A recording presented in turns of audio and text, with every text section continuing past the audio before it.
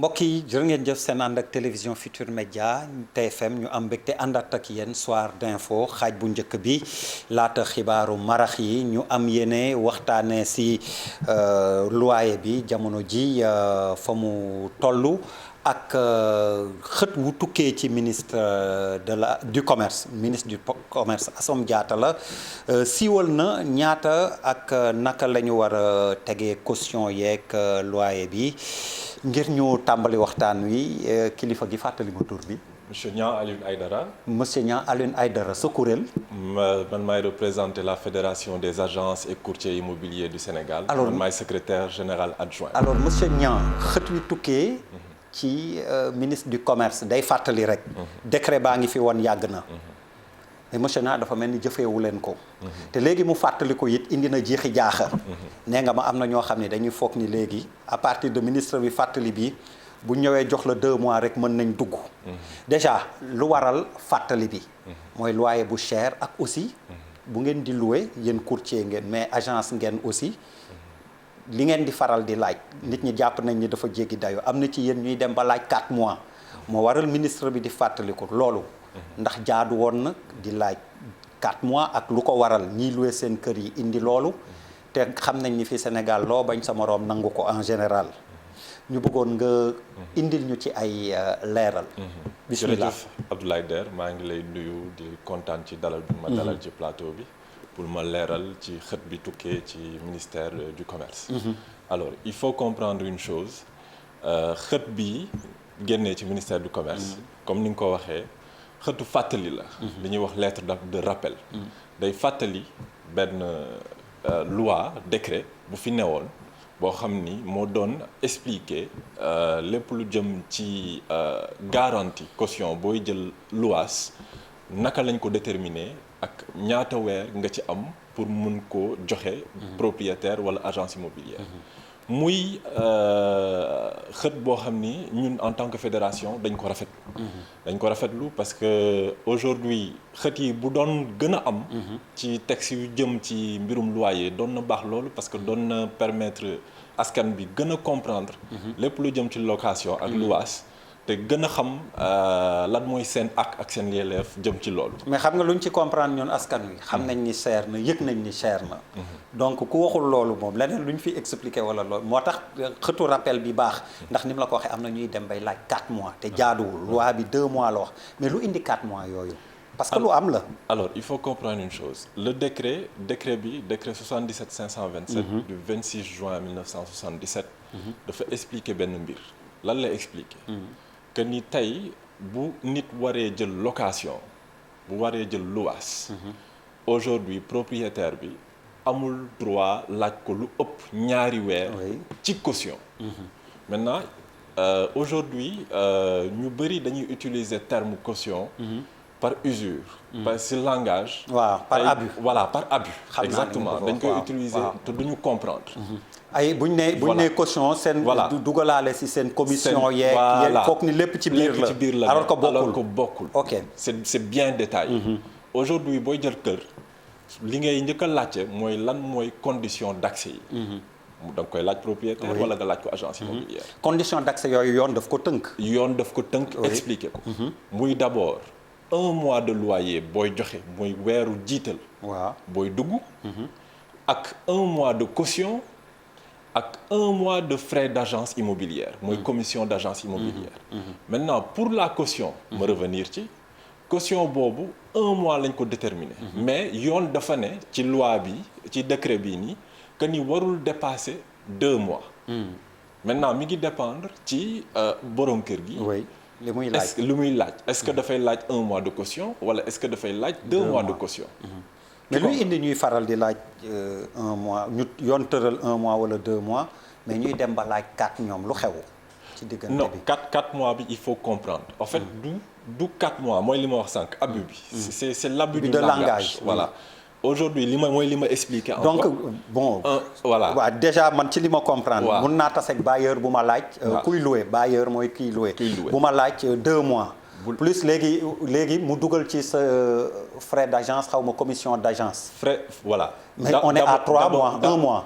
On est à 3 mois. D'abord pour la caution. Pour la caution boo dajeeg bailleur. oui mu laaj la 2 mois. waaw. moom dina la expliquer. waaw muy bailleur muy agence immobilière. oui dina la détailler 2 mois yooyu lan la. waaw plus commission plus le mois d'avance on est à 4. voilà plus on est à 4. oui les frais d'agence xam naa ni ci ngay ñëw. xam naa ni ñu yitteel na ñu bëri. maintenant il faut savoir que les frais d'agence. lu ñu encadrer la réglementer ko. ok aujourd'hui en tant qu'agence immobilière yoon muy ministère du commerce. dafa génne mayu la nga facturer lu la neex. voilà doo facturer lu la neex. dafa génnee arrêté. expliquer agence immobilière en bonne et due forme lan lañ ko war a fay pour service. bu mu jaay client. parce que il faut savoir que ni nit kiy ñëw di wut kër. buy ñëw ci agence immobilière service lay laaj. day demander service. service boobu noonu faaw nga fay ko honoraire. c'est très normal nga fay ko honoraire. maintenant commission agence immobilière boobu noonu arrêté 3070 du 24 février 1987. moo ko fixé. fixé ko à 1 mois de loyer pour une agence immobilière. Maintenant il faut comprendre que aussi il y a une autre chose boo xam ne nit yi dañuy confondre des fois et dañu leen di mettre en porte-à-faux muy le courtage. courtage ak agence. courtage ak agence immobilière dañoo xaw a similaire mais ba léegi bokkul mais agence immobilière mun na courtage. non agence immobilière. mënul def courtage liggéeyam. gestion immobilière. waaw du courtage. il gère tout ce qui est bien administrateur de biens immobiliers. oui je vois. tout ce qui est transaction immobilière et gestion immobilière moom lay def. mais monsieur Niang permettez-moi d'insister est-ce que mënuñu ci raxaale. di defaale courtage. déedéet. une agence immobilière asserment. qui se respecte. En tout cas ñun ñi nga xam ne ñoo nekk ci suñu fédération. affilié ci suñu fédération. duñ ko def aujourd'hui li ñuy liggéey mooy administration de biens. gestion de biens ak transaction immobilière. Maintenant il faut savoir une chose. faut pas que aussi nu mu koy waxee nos amis de la presse. aussi di jaxase xelu nit yi surtout par rapport au courtier. parce que aujourd'hui damay expliquer. aujourd'hui le courtage est un métier noble. il faut le comprendre. kenn mësul wax tamit ni noble de. il faut le comprendre. aujourd'hui courtier bu def démarche il faut savoir d'abord que courtier mise en relation lay def. courtier amul droit jël xaalis. amul droit bind contrat. courtier da lay mettre en rapport ak un propriétaire. oui ou une agence. ou une agence immobilière. oui la même chose. et de cette mise en rapport là. mu am ci commission. ok. et d'ailleurs même par rapport à cette commission là ñun yàgg nañu liggéey ak le directeur du commerce la direction du commerce. Par rapport à cette commission-là, elle est fixée, elle est réglementée, commission pour un courtier. ñaata la parce que l'information qu'on a eu de la direction du commerce, c'est que le courtier ne peut pas se prévaloir au-delà de 20% d'une transaction immobilière. Mais vous savez que dans les faits, c'est pas toujours le cas, ça ne se passe pas comme ça. D'où la nécessité, l'importance de ñun fédération bi ñu teg en place pour regrouper képp kuy acteur. agence immobilière ak courtier gën leen a boole pour former leen. yóbbu leen ci professionnalisation. Aujourd'hui on a fait pas mal d'ateliers avec la direction du commerce on a fait pas mal d'ateliers avec la Banque mondiale jëm ci lépp lu jëm ci professionnalisation des acteurs de l'immobilier. te ñu ngi ciy bay suñu waar. et même aussi au niveau de l'observatoire de l'immobilier. bi ngeen di dégg ñun ñu ngi ci biir actuellement di ci jox suñu xalaat. ci naka lañ mën a def ba lépp luy service immobilier ñu gën ko ñoŋal ba du gaañ askan bi te du jaxase xelu nit yi tamit. loolu dinañ ci dikkaat professionnalisation métier bi am na solo lool courtage bi. avant boobu ma jël benn cas courtage ni ngay wax pour tamit ñu mën a xam un peu comment ça se passe. xam nga mun naa toog sama kër ni may wax.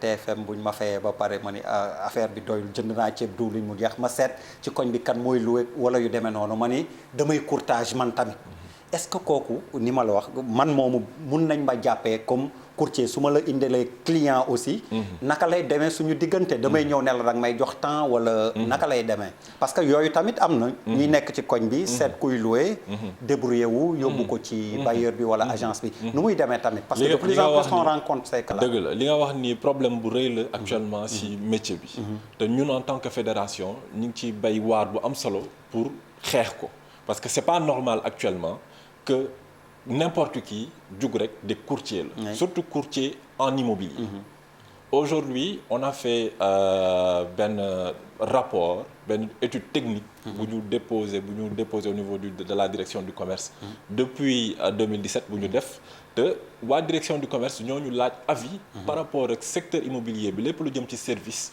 lan mooy ci seen xalaat par rapport ak ni ñu ko mën a ñoŋale aujourd'hui pour gën a organiser mbirum courtage on a fait un partenariat avec les instituts supérieurs d'enseignement professionnel et aussi ñu ngi ci xalaat pour benn projet de partenariat ak le Conservatoire national des arts et métiers de France pour professionnaliser exactement courtier yi ñi nga xam ne ñoo bëgg a nekk courtier bëgg a professionnel ñu professionnaliser leen et yóbbu leen ci à ce que ñu valider seeni expérience à travers la VAE la validation des acquis d'expérience donc aujourd'hui ñun en tant que fédération ñu ngi ciy liggéey bu am solo te comme li nga wax c'est anormal que ku jug rek ne courtier la déjà même ci suñuy proposition ci suñuy étude on a demandé à ce que aujourd'hui ku bëgg a nekk courtier une agence immobilière assermentée affiliée à une association reconnue par l'État parrainé ko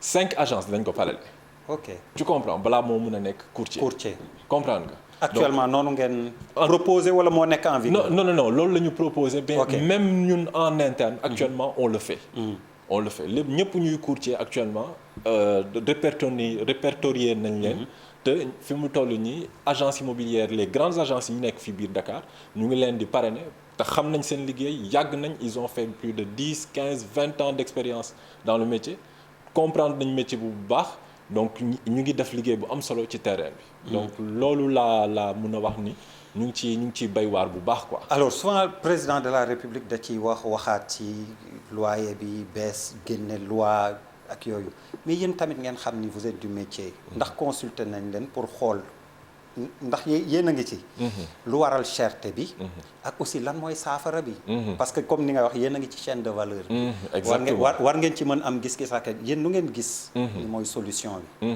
li nga wax nii dafa am solo c'est une bonne interpellation parce que ni ko suñu président de la fédération tàmb di waxee aujourd'hui mënuñoo impacter ci cherté loyer bi te defuñu la réforme des 3F ni ko li suñu président di ko waxee mooy lépp lu jëm ci fiscalité financement ak foncier aujourd'hui fiscalité bi metti na tey booy jënd terrain da ngay fay ay taxes d'abord balaa nga commencer sax di tabax di nga fay ay taxes boo ñu ñëwee ci boo commencer sax di louer da ngay fay ay taxes te taxes yi cher na diis na loolu ci propriétaires yi aujourd'hui boo ñëwee encore une fois ci financement yi les taux bancaires sont excessivement chers dafa métti. souvent loolu la boroom kër ji di tontu naan bi ñuy leb ak bi ñuy tabax. mais c'est ça voilà li ñu daj xamu leen ko quoi. c'est ça parce que taux bancaire yi dafa métti aujourd'hui benn banque mën na la indi taux 6% mais boo demee ba ci biir tu te rends compte que le taux est à 15 voire plus pour cent nga war ko rentabiliser. ça c'est difficile. Aujourd'hui on vient dans le fond dans le foncier. mooy ñetteeli F bi mooy ñetteeli F bi parce que wax nga fiscalité. fiscalité exactement mooy le foncier. Aujourd'hui le foncier faut ñu réformer ko. permettre aux gens d'accéder à la terre. Aujourd'hui il y a le président de la République à travers sa vision bu teg programme des 100 000 logements ñun en tant que fédération ñu ko ci encourager mais. loolu kese doyul. Il y a d'autres solutions et li nga wax sànq. il faut que ñu ñuy consulter en tant qu'acteur de l'immobilier. parce que aujourd'hui ñi nekk ci biir fédération bi yëpp nekk membre regroupé ils ont plus de 30 ans ñii 40 ans d'expérience dans ce métier. donc aujourd'hui lépp lu jëm ci mbirum location ak immobilier mënoo ko teg te doo ñu consulter. dafa am importance. parce qu'il y a d'autres solutions et on a d'autres solutions yu ñu mën a teg sur la table comme yan quelques ébauches. Bon, déjà par rapport au programme 100 000 logements, ça c'est une idée qu'on avait depuis et qu'on on a mis dans la proposition. Il y a aussi le fait que nous avons un programme à usage locatif géré par l'État. Aujourd'hui, il y a beaucoup d'espaces fonciers qui ont été l'État. Aujourd'hui, l'État a récupérer terre yooyu noonu. jox leen ngeen tabax loué. def ko ay location minime. c'est-à-dire du doon location yu mag. donc def ko ay location minime bien réglementée. mais mu bañ nekk location rek na nekk location vente ku fay 30 ans mën a au moins moom fi nga fay pendant 30 ans. xel war na ko mën nangu. ça c'est vrai d'où l'importance du programme 100 000 logements. Ouais. Mais autre chose aussi, il faut savoir que les Sénégalais sont fatigués. Aujourd'hui ñoom li ñu bëgg mooy naka la loyer bi di wàññeeku. Donc aujourd'hui pour créer une solution temporaire mais efficace. am na ay assiettes yu fi nekk. na ko état bi récupérer def fi ay projets à usage locatif gérer ko et de là il y aura des montants de loyer bien réglementés. Ça permettra au Sénégalais lambda d'accéder au logement à un prix de loyer assez minime bu permettre mu souffler et d'ailleurs même après xalaat dem pour am un programme pour am son propre bien par le biais de la location vente. alors ñi ngi doon waxaat waxu loyer bi nu ñuy def ba wàññi ko. mais bu ñu ko waxaatee noonu est-ce que duñu delluwaat situation ante maanaam man mi yoroon suma kër déjà wàññi woon naa ci première fois bi. bu ñu wàññiwaatee quel que soit le mécanisme bi ñu indi est-ce que tamit ñooñu du am ñu lor. dëgg bon c'est vrai que c'est toujours. même si am na ñu bëri ils ont appliqué technique gu ok génn leen damay defar fexe ba génne gaañ yi. eh bien yokkaat bi ñu defaraatee ba pare. gis nga li nga mujjee wax noonu sax fa laay teg baaraam. parce que aujourd'hui war nañu gën a promouvoir nos langues nationales. Les langues nationales war nañu leen gën a promouvoir. parce que aujourd'hui dina am ay loi ak décret yooyu teg yoo xam ni sénégalais yi duñ ko comprendre. parce que c'est vrai on est un pays boo xam ni la langue officielle c'est le français. mais di nga teg ay lois yoo xam ni les sénégalais ne vont pas le comprendre. Et de ce fait ça va amener beaucoup de confusion. Aujourd'hui tey sénégalais bu war a xam dafa am adage buy wax nul n'est censé ignorer la loi. mooy tontu sax li nga wax noonu. exactement tey ku jël kër. ce propriétaire depuis loi 2014 bu mu jógee bu mu génnee ce propriétaire ne la waaw non da nga war a génn parce que damay defaraat. ku xam yoon ku gëstu tuuti xam yoon xam ni. bu defaraatee sax yow yaay prioritaire pour dugaat quoi. mais dañ ko gën a préciser sax. Oui. Aujourd'hui propriétaire bu war a récupérer sa maison. dafa am fu mu war a jaar. C'est soit utilisation personnelle ou bien utilisation de ses descendants. ou bien mu démolir kër gi reconstruire. loolu code des obligations civiles et commerciales daf ko tënk expliquer ko en détail. Donc aujourd'hui ñu bëri peut-être dañuy bañ a yéeg tribunal beeg daw beeg yi ba du ñu def li war du ñu def li war entre ñoom ak seen propriétaire. ak droit bi ñu am moo tax ñu war a gën a promouvoir les langues nationales et aussi que sénégalais yi gën a xam seeni ak seen yelleef surtout par rapport ak location ak luwaas nu mu demee fii ci Sénégal. Alors carte sur table yéen am ngeen sénégalais yu leen di ne bugguma louer sénégalais. jox naa leen sama kër louer leen ma ko mais bu leen ko jox sénégalais. alors il faut am na wala amul. damay ñëw foofu il faut savoir que il y a du tout dans ce monde. Aujourd'hui ci métier boo gis. il y a des brebis galeuses. En tout cas ñun li bokk suñu fédération. muy agence immobilière. On ne laisse pas faire les propriétaires n'importe quoi n'importe comment. discrimination boobu noonu. nen utal leen ma étranger. systématiquement propriétaire bu ko def. buñ la ko jëlal sa bien dem. dañ lay topp ci yoon sax. buñ la toppee ci yoon sax yow. dañ lay daan. parce que déjà tu as fait un refus de vente parce que un propriétaire est considéré comme un propriétaire qui met son bien en location. Sur le marché, est considéré comme un commerçant. Oui. Donc aujourd'hui boo louéwul client bi. Forcément refus de vente day ñëw. mais dans le milieu am na. y en a ñun dañ koy dégg. dañ koy déplorer. di ko xeex aussi ci fédération bi. et on dit aussi qu'il y a de plus en plus ils ont le droit des étrangers qui sont propriétaires. mais ñoom tamit ils ne veulent pas louer à des Sénégalais. C'est normal. Bon, c'est pas normal. C'est pas normal. Je vais pas dire c'est abus de langage. Voilà, exactement. Je vous reconnais ça, il y a pas de souci. On comprend. C'est pas normal. On a c'est compris. pas normal du tout. Parce que discrimination raciale. waroo ko def. refus de vente waroo ko nit ki bu ñëwee respecter conditions yëpp yu war yu mun a tax nga louer ko kër. bu ñëwee pour louer sa kër forcément donc ko war a jox location signer ko contrat. si kaw nga def li la war par rapport ak yow en tant que locataire tu as tous les éléments qu'il faut pour am sa location. Monsieur Niang, objectivement à court terme vraiment léegi nii est-ce que xalaat nga solution bu viable boo xam ne mën na wàññi loyer bi ndax am na. mooy ñaar yi ma wax. augmenter le programme des 100 000 logements. vulgariser ko encore lu mu gën a bëri gën a baax. et en même temps que l'État du Sénégal réquisitionne les assiettes foncières yi fi nekk dormant et def ci ay programme d'immeubles locatifs. mettre ko sur le marché. ñaar yooyu moom bu ñu ko defee. am nañ yaakaar ni lu bëri dina am impact bu positif ci location bi. alors message bu mujj bi au Sénégalais ak sa mbokk yi nga bokkal corporation bi ndax xibaaru marax yi war nañ ko faram-fàcce léegi nii. di kontaan rek di nuyu toute la fédération tous les membres de la fédération xam naa ni ñu ngi may suivre actuellement à la télé di gërëm notre président monsieur Mbaye Mouhamed Mbaye ainsi que notre secrétaire général monsieur Massamba Ndiaye. di wax ni am nañ yéene fi mu toll nii lépp lu jëm ci service immobilier ñun en tant que fédération ñu gën cee taxaw pour gën ko ñoŋal te di woo képp kuy agence immobilière mu rapproché wu ci fédération bi pour gën a comprendre lan mooy enjeu wu service immobilier ci dundinu sénégalais wala dundinu sax nit ci kaw suuf. waaw loolu bëggoon nañ ko jàllale comme information. di kontaan bu baax ci dalal bi nga ma dalal. merci beaucoup Alioune Niang ñu ngi lay gërëm di la sant di gërëm téléspectateurs yi ñu topp ci Soir d'info léegi nii gannaaw page commerciale bi ñu faram-fàccee xibaaru marax yi ci kattanu borom.